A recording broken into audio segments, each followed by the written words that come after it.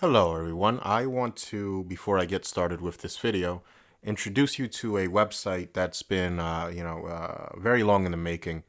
And this is a website that is, built and maintained and designed by a mgtow buddy of mine. And I know a lot of people are kind of getting tired of a lot of the trolls on YouTube. I've heard a lot of complaints about the YouTube mgtow scene. A lot of other groups trying to kind of infiltrate and put their own agenda in and all of that. So we've created, and again, this was a long time in the making, but we've created a space, I guess, where and of course YouTube is still going to remain. People are still going to make YouTube videos on mgtow platforms on their own channels and all of that, and that's fine. But we wanted to also create a sort of an invite-only space for mgtow to gather and talk and share ideas and all of that. So without further ado, I would like to introduce to you mgtow.co. That's mgtow.barbar. And so this is a website, again, that's invite only. So I'm going to put a link to it in the description box, and we want to get as many people to join as possible. We're going to set up an email address so that you can get an invite. And that email address is going to be the following. It's alexmgtow.barbar@gmail.com. That's alexmgtow.barbar@gmail.com. And I'm going to put that in the link in the description box and all of that. We're going to log in, and I just want you guys to watch what happens here. Because this is an invite-only website. When you're first starting, when you first get to the website, you have to create an account, obviously, in order to join. And when you click create an account, you enter your email address, whichever one it is. And after you email the email that I just gave you, the Alexander email that I just mentioned, after you email that and my buddy responds, he's going to provide you with an access key. And then you just put in the email address that you want to associate with your account and also the access key, and you just press the continue registration process. Now I'm going to log in. Obviously, I'm going to cut out my login details so you guys don't see that. I'm going to show you guys a bit of the site. Now this site is Reddit themed. It's kind of a simulation, a imitation of Reddit. So, you can click on content and, vote up or down on a topic, and then you comment, and you just kind of do it exactly like you would a Reddit account.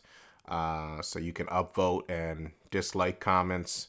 You can submit your own comments. You get notifications. It's all very, very sleek, very simple and minimal, which is what I love about it. But it's also, very, very fast. And you can, upload your own icon and all of that. What I really want to show you, what I think is really cool, is that over here on the right-hand side, you can see, you can click the locations, right? And of course, none of your personal locations are ever shared, but it does provide a map of where mgtows congregate, if you will. So as you can see, there is a lot of members, and the members are growing. I think so 35 members in the United States alone, 64 in Canada. We got some in Russia. We got some all over the world, right? And so you can see where mgtows are concentrated throughout the world, and it's not just by country. If you click on a country, you can see where we're located on a geological map of your country. And so you can see we have little clusters here in the eastern seaboard, little clusters on the west coast. So a little bit less over here in the middle region. So a couple down in Texas, some down in Florida. So very, very cool, in my opinion. You can kind of look around, see where other mgtows are congregating. You could even go by city. So let's try New York City, right? You can see who's, obviously I'm in New York. People know that. And, you can see who's in the city that you reside in, or the city closest to you if there isn't any in the city you reside in. So I think it's very cool. Very, very interesting website, and we're trying to grow this. And again, this is just providing an alternative to, a lot of people say that, they're getting sick and tired of, like, the alt-right or, concerned troll egalitarians that are trying to come into mgtow and, spread their little agenda and all of that. So I think this is a nice alternative that we can provide. So yeah, definitely check this out, gentlemen. I would certainly appreciate it if you guys, would ask this guy for my friend here, for an access key and join the site. The more the merrier. So let's please popularize this site. I appreciate it, gentlemen. Thanks for your time.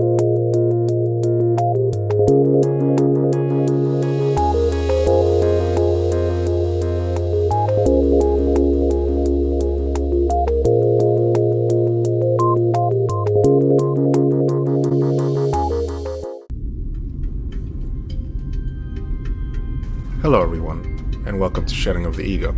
Today we are going to once again venture into the darker aspects of hybristophilia and female and male sexual attraction.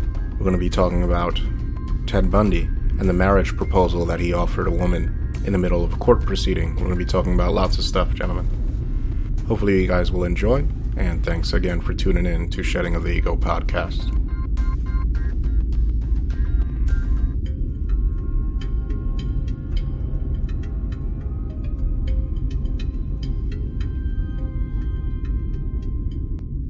I wish to explore the topic of hybristophilia more deeply than my previous effort, which was part 1, titled Hybristophilia, the Female Attraction to Violence.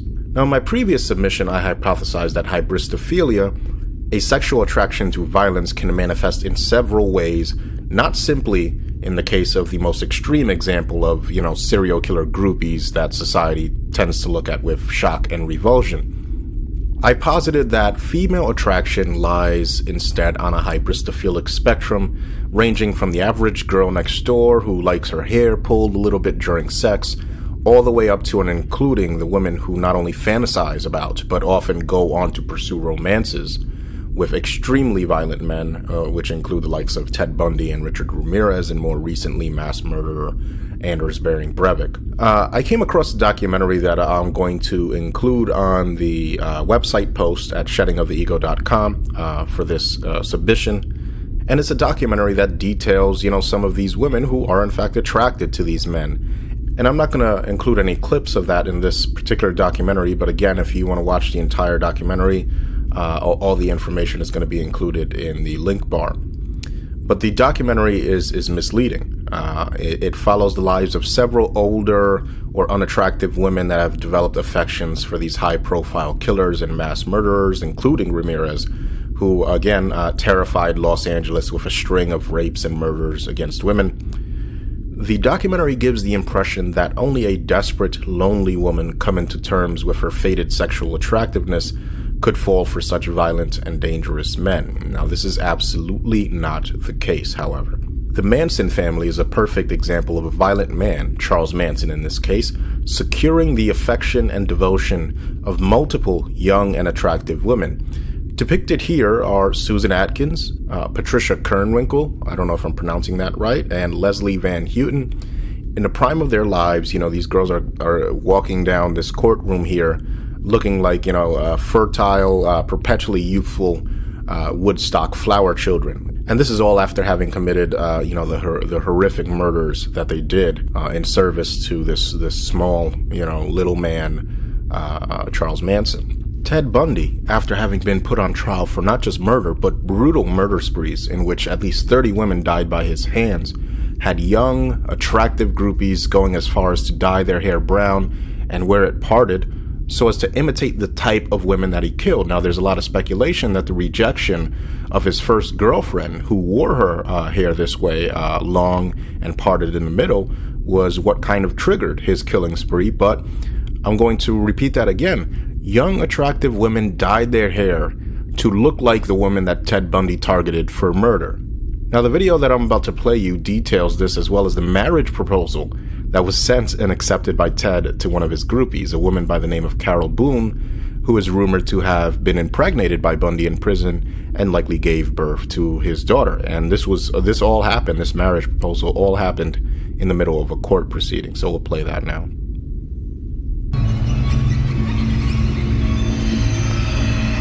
From 1974 to 1978, a former Boy Scout with movie star looks and charm to match crisscrossed the country, a devious predator in search of prey. 30 young girls and women, ages 13 to 26, were raped and murdered before cops finally collared Ted Bundy. Reporters described Bundy's cold-blooded crimes in graphic detail, yet bags of fan mail arrived at his Florida jail during his trial. Ted's mail was as strange as anybody's mail could be. He got marriage proposals, lots and lots of women sent him pictures, some sent them nude pictures to him, dying for Ted to get back to them. In 1979, Bundy's trial became a public spectacle. Lovesick groupies showed up in court, desperate to attract attention. There was an assumption about Ted's victims that they all wore their hair long, parted in the middle, and wore hoop earrings. So women would come to court with their hair parted in the middle, wearing hoop earrings. A couple of them even dyed their hair the right kind of brown, so they wanted to appeal to Ted. These are very troubled women who are in a fantasy world. They've created a fantasy out of their relationship with this man or their imagined relationship with him. Bundy married one of his admirers before a jury found him guilty and sentenced him to death. Vows are exchanged here at San Quentin an average of 10 times a year. Across the nation, the number of prison weddings totals more than 400 annually. Yet the most bizarre of all marriages involving a prisoner didn't happen behind bars. In 1980, 32-year-old Carol Ann Boone took the stand as a character witness during the trial of serial killer Ted Bundy. Bundy mocked the court and the entire judicial system by acting as his own attorney. He asked one very direct question of his number one fan. Carol, do you want to marry me? Yes. And I want to marry you? Yes. And I do want to marry you. He said you did.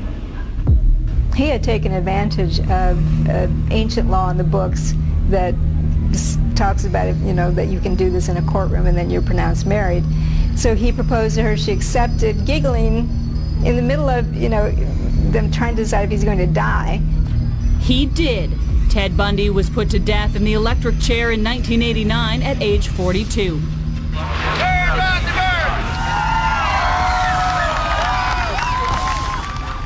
To this question of whether or not she really... So, gentlemen, my opinion on all of this is that something deep down in the female psyche wants to be destroyed by a powerful man. And no, I don't necessarily mean literally. Perhaps a better word than destroyed would be absorbed.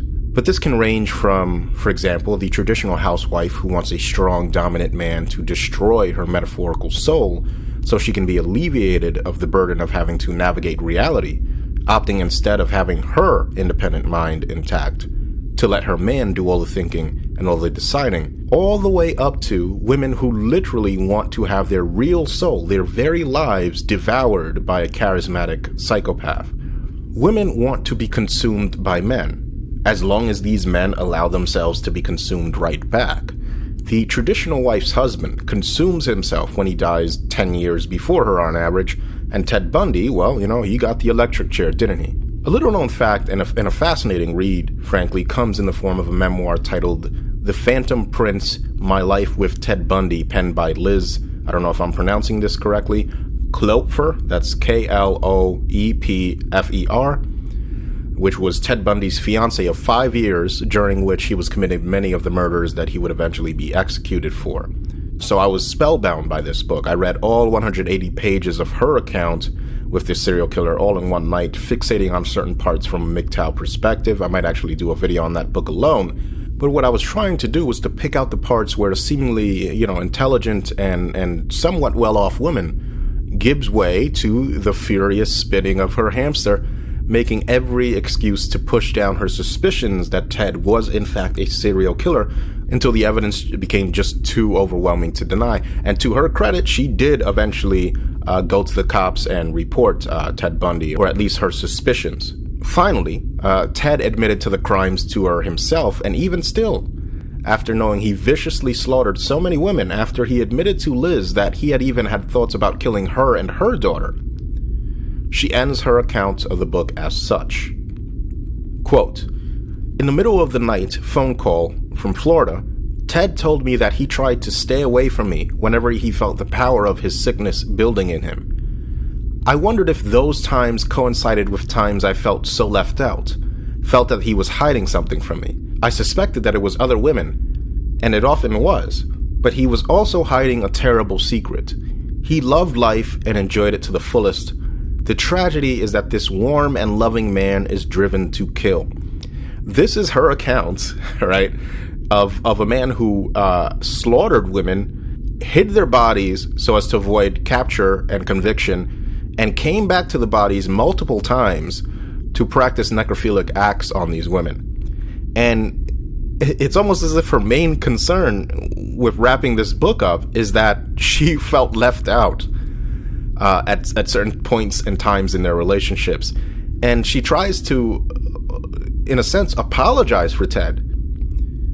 Right? Listen to that line again. The tragedy is that this warm and loving man is driven to kill. I mean, it's just the depths to which women will rationalize men that they love and that they perceive to be charismatic and, for lack of a better word, alpha, is just staggering. And I'm not even saying that she's wrong, but it's just an observation. It's very potent and very powerful, and the amount of mental gymnastics that can take place to make excuses for bad men. And you know, in this case, Ted Bundy was, by definition, a bad person. You know, a murderer, a killer. It's just amazing to watch. Even the knowledge that he had her and her 12-year-old daughter in his murderous thoughts isn't enough to dispel the fog of war and euphoria that is a whirlwind romance with a man whom she perceives as an alpha male. Now, I don't usually like to dabble in PUA content and PUA definitions. You guys know my feelings on that. But I think in this isolated example, I feel that the concept of the alpha widow is apt, which is described by a Reddit post on the Red Pill Reddit. And of course, I'm going to have a link to all of that, but I'm just going to read to you what was written here. The idea of an alpha widow is something that pops up occasionally here on the Red Pill, and I think it deserves some attention and consideration. The concept is actually very central to why we criticize the cock carousel and why it's harmful for women's long-term mating strategy. So for the sake of this conversation, let's arrange SMV in percentile. 90th percentile is top 10. The typical Western girl in her 20s isn't looking to settle down, she's looking to have fun. Let's make a hypothetical girl, we'll call her Jane. Let's say Jane is a fairly okay but still very average girl. We'll put her at the 60th percentile at the age of 22. Jane likes to sleep with guys who are 80th plus percentile. These guys don't mind stooping downwards because guys love sex, and for him, she's just another plate to spin who didn't take much effort. Once, she even was a plate for a guy who was 95th percentile, a real top dog. She didn't even make this guy wear a condom. He's handsome, in shape, wealthy, has a nice apartment and an expensive car and a fat dick. He's sleeping with a lot of other girls at the same time. She doesn't care because girls would rather be one of the many in the harem of an alpha than the one and only of some disgusting, creepy beta. And again, you know, I don't use this kind of language. I don't like this kind of language, but for lack of a better word, I'm just quoting the text here. He fucks her a few weeks, then he moves on. This guy is now her high watermark for the kind of guy that she thinks she can get. But her fatal flaw is in assuming that she could ever get such a guy to commit to her. This kind of guy will fuck her, but that's it. Why would a 95th percentile guy commit to a girl like that? Not a chance in hell he would do that. But yeah, he'll dump her load in her every now and then, no question of that. Fast forward 10 years, and now she's 32, she's gotten fatter, started to get wrinkles, she's less fun and cheerful than she was in her 20s, and generally less attractive. Let's now say she dropped in value to a man. Now let's say she's 40th percentile. However, in her mind, she's increased in value. She now has a master's degree in women's studies and a $32K a year job in HR and 2 cats. This is a woman on top of her game. She now decides it's time to settle down because that biological clock is ticking. But she finds that any of the type of men that she wants won't commit to her. She's used to banging 80 plus percentile guys. Remember the one who was 95 as well? And therefore imagines that this is the type that should marry and commit to her. But the reality is, now that she's looking at guys who are double her sexual marketplace value, men who are equal to her SMV, she sneers at because they're, quote, creepy and, quote, gross, and she could do better, and she knows it. She's just awesome, obviously. Every man, all her friends, her parents, media, music, and everyone else in society has been telling her since she was a toddler that she's awesome and great and perfect. Obviously, it must be true, and that's why she dated so many hot guys in her 20s, but nevertheless, nobody will commit to her. Why are men such jerks? Where have all the good men gone? The world has wronged her. She's a victim. She's owed something that she isn't getting, and it's men's fault because they're the ones not giving it to her. Now she's 35 and realizes she has almost no time left to have kids. She marries a guy who is equal to her sexual marketplace value, another 40th percentile. He's not a bad guy, and there's nothing specifically offensive about him, but he isn't in shape, handsome, interesting, smart, or wealthy. Never mind the fact that she herself is not in shape, handsome, interesting, smart, or wealthy either, but that doesn't stop her from secretly resenting his mediocrity. She silenced this resentment until the kids were pumped out, but in her mind, this guy isn't her equal. This guy is 40% lower in SMV than the men she used to fuck. This guy is a fucking loser.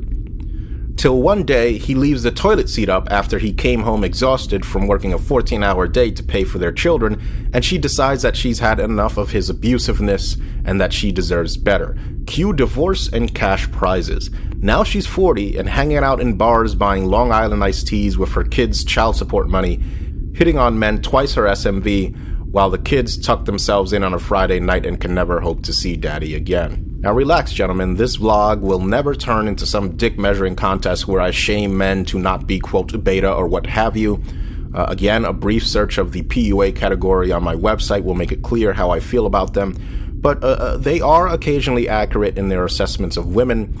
Women will endure any hardship for lust and the stern guidance of an assertive male. This is not right or wrong, but it simply is. It is our job as mgtow, however, to educate each other about this potent evolutionary quirk so as to not fall victim to it. I assure you, you do not want to be on the business end of one of these, alpha male brutes these women love when the time comes for him to occasionally prove to her that he in fact is the silverbacked gorilla she perceives him to be. I want you to watch another video of a former model for a company named Bus Boosters, of all things, Victoria Redstall, befriend and then actually have a romance with a serial killer named Wayne Adam Ford, who had a penchant for cutting off the breasts of the women he killed. And you, my dear Wayne, you are our tour guide. I have a serial killer as a tour guide, Wayne. I know you do, and I've already admitted that for you, okay? The fact is a serial killer and a serial murderer might not be the same thing. Well, which one are you? Nice try. Nice try. Which one are you? I already told you. I forget. I told you I'm a serial killer. That's amazing to watch, isn't it? Right? How she playfully flirts with him on the phone, captivated by his voice like some love-struck schoolgirl, how she cries with him on the phone. This man murders women just like her and extricates their body parts. Such is the power of blind female attraction. Reason stands no chance. Redstall insists that her relationship with Ford is exclusively platonic, a deep friendship and nothing more, but in the book Body Parts that she wrote in, she is quoted as saying the following in regards to Wayne. She says, quote, "I will kiss your eyes, drink your tears if you have any, kiss every part of you that I can without getting into trouble, hold your hands, kiss your hand, your arm, your fingers, your lips. I love you like a drug that I cannot get enough of," end quote. Doesn't sound very platonic to me. Notice the desire to consume his very essence. This woman is willing to drink the man's salty bodily fluids just to feel closer to him. This is what I mean when I say this type of female attraction is one in which she wants to be overtaken, assimilated into the Borg of a man's masculinity, with the benefit, of course, of being able to wield that masculinity as a violent force when necessary. So to be clear, I don't wish this post to read simply as an indictment of the depravity of female sexuality. There are many, many men who seem to have the same sexual attraction to violence, some of which I will mention here. I only wish to make the claim that although human sexuality is extremely complex, and there are men who are indeed hybristophiliacs, there are evolutionary forces within female sexuality that make them somewhat more likely to select for violent traits in men. Now, when women talk about their attraction to a man in uniform, right, or a cop, or a young, handsome Marine, they are in fact subconsciously voicing the same kind of compulsion that led the Manson girls, or Karla Homolka, or Liz Klopfer to their attraction to men, which by all accounts they should in fact deem repulsive. It is not a general love of violence for these women, but a love of the stability and safety that potentially having access to this violence offers to them. It will sound as though I'm giving male sexuality a pass in regards to some very similar situations, but the distinction must be made that many instances where men express sexual attraction to violent women is not born out of the violent actions that the female takes, but instead a simple reaction to a woman who is physically attractive and just so happens to be violent. I have seen hundreds and hundreds of comments about the infamous case of Casey Anthony, who was acquitted of murdering her daughter, but has been deemed guilty by public opinion to the same degree that O.J. Simpson is of his crimes, right? Talking about how hot this woman is, who almost surely is a child murderer. Almost all of these comments were from men. Now, to be fair, she can, I think, reasonably be said to be objectively attractive by any reasonable standard. But you would think that the thought of her killing a little girl, her daughter, mind you, would be enough to short-circuit the attraction these men may have for her, but apparently not. But it is, in my opinion, conclusively not the violence that attracts men to these kind of women in the majority, but just her physical features.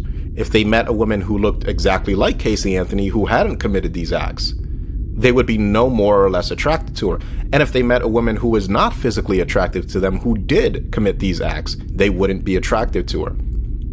The attraction is based on a purely physical assessment. And the same can likely be said about men who think that female sexual predators are sexually attractive. I've said this before in many, many videos, but the first thing you will hear when striking up a conversation with your average group of men about the latest pussy-past 30-something who seduced some teenage boy is an almost unanimous proclamation of, man, where were these teachers when I was in high school, am I right?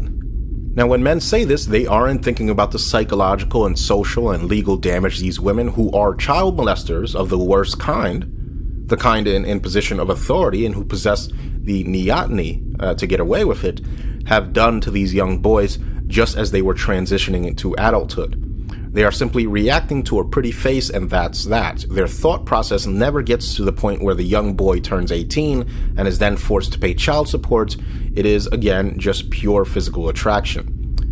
The true male hybristophiliacs are the men that actually get off on women doing violent things. Now, there's the phenomena of crush porn. This is a sexual fetish that involves mostly men watching women in sharp stiletto heels crush innocent animals ranging from chicks to kittens to puppies.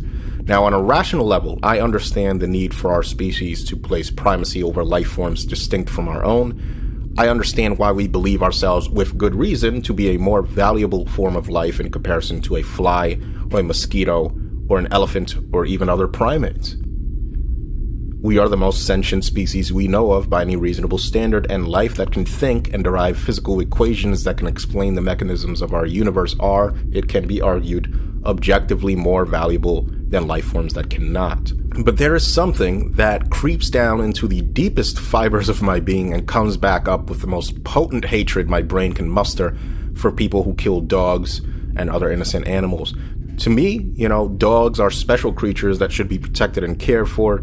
Anyone that would break the special bond we humans have cultivated with the canine species that has earned them the title of being man's best friend is a despicable human being, in my opinion, but nonetheless, human sexuality will pursue what it wants one way or another. I make the argument that men like this, who derive enjoyment from graphic acts of female animal abuse, are an example of true male hybristophiliacs. There are certainly women who likely watch these animal crush porn videos as well, but I would wager that most people who are consuming these porn videos are men with a deep need to fantasize about women in positions of authority and power. One notable case I found in an article titled "Videographer Gets 50 Years in Animal Crush Porn Videos" stated the following. A Houston man has been sentenced to 50 years in prison for cruelty to animals for his role in filming Animal Crush videos. Brent Justice, age 54, was convicted and sentenced Monday for cruelty to non-livestock animals. He and Ashley Richards, age 25, were arrested in August 2012 after a complaint from People for the Ethical Treatment of Animals, otherwise known as PETA. Investigators said Justice filmed scantily clad Richards, sometimes masked, stabbing animals including a puppy, a kitten, and a chicken, as well as chopping off their limbs and urinating on them while making sexual comments to the camera. Crush videos are a part of fetish culture in which small animals like puppies and kittens are tortured or killed for the sexual gratification of observers. Videos of the acts usually shown online have been marketed as rituals or sacrifices. Richards was convicted in 2014 on state charges and sentenced to 10 years in prison. Last year, she pleaded guilty in federal court to 4 counts of creating Animal Crush videos and 1 film distribution charge under the Animal Crush Video Prohibition Act of 2010. In one of these videos seized by authorities, Richards punctured a cat's eye with a shoe heel. I know, gentlemen, this is absolutely repulsive, but just bear with me. Richards punctured a cat's eye with a shoe heel.